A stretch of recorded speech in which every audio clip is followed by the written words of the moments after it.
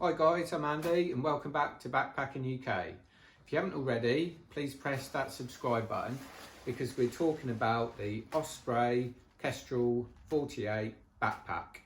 This is a proper multi-day backpack, perfect for anything from an overnighter to about a week away.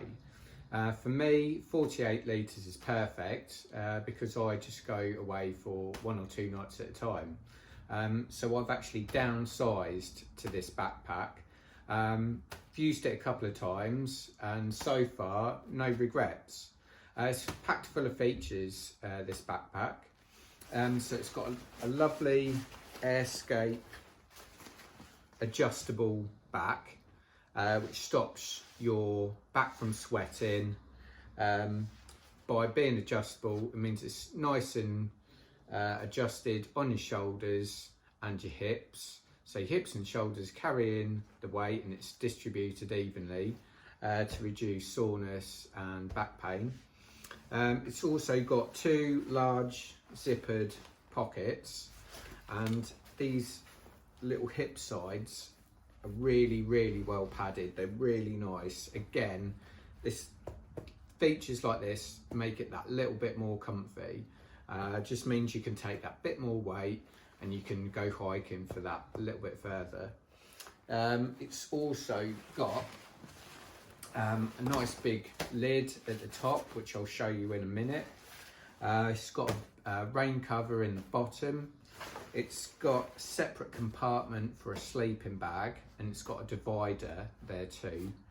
It's got a nice drawstring at the top, so you can seal all your belongings inside before you put the lid on. Just gives you a little bit of peace of mind that you're not going to drop anything when you're hiking along. It's got a nice big stash pocket, which is absolutely brilliant for a waterproof. So if you know, certainly when you're up in the mountains, the weather can change quickly. So it's great to have that on hand. It's got 2 large side pockets, perfectly suited for water bottles. But 2 of the best features that I think is about this backpack. Down the left side you can put your tent poles in there, which I'll show you in a minute. And down the right side, which is its real trump card, you can open up from the top to bottom. You can open up the whole side of this rucksack, which just means accessing your gear is so much easier. You don't have to go through the top, and it changes the way you pack. So it's a brilliant bit of kit. So let's take a close look at the features that this Osprey Kestrel 48 backpack has. Take a look at the lid first. Just got 2 clips here, and the lid comes off like that. This is where you've got the drawstring to secure all your belongings. Just give it a pull like that. It's also got a bit of a sort of divider, a little bit of a compression strap here, so you can push all your belongings down before you seal the top. In the lid, as you can see, you've got a compartment here, which is really handy, this one. Nice big compartment there, and if you turn it over, you've also got a zip on the back of the lid. Again, if you look in there, you've got a huge amount of space there too, really large amount of space. So if you really did want to brim this backpack, you really could. You could put a hell of a lot in here, you know, which is another reason why I've downsized to 48. If you've got like a sleeping mat, you could rest that on there and strap that to the lid too. That's just the lid. Loads of features. Let's take a look around.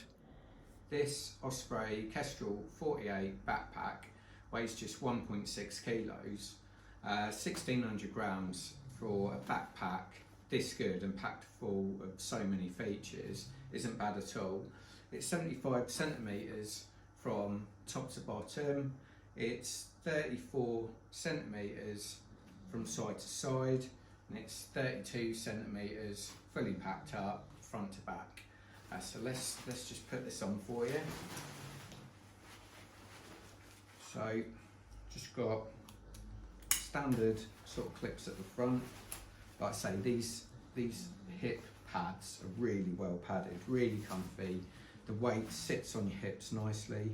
Big clip at the bottom, and that's it. Off you go.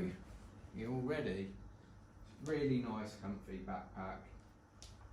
Done some big mileage with it. Next, let's take a look at the bottom of the rucksack. So you've got 2 clips here. Again, you can store things at the bottom, for instance, again, like a sleeping mat, or, you know, especially if you've got a winter sleeping bag, you could put that on the bottom if you wanted. Attach a dry sack to it. So you've got 2 big, like, heavy duty zips there. This is the sleeping bag compartment. You've got a nice divider there which keeps it completely separate, so you can access your sleeping bag without everything falling into the bottom of the rucksack, which is really good. You've also, at the bottom, you've got this zip here, which is access to the waterproof cover, which is, again, it's attached here.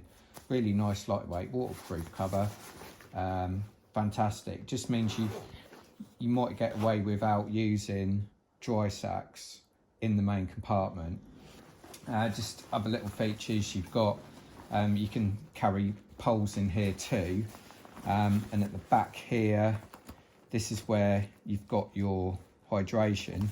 So you've got a bladder compartment here.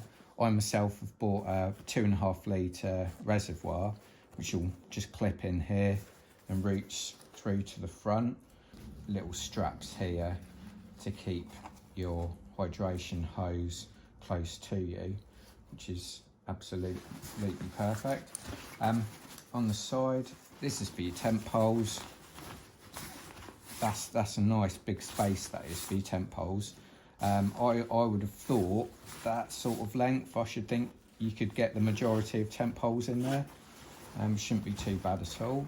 Unclip the other side, and like I say, this is what I think the trump card is.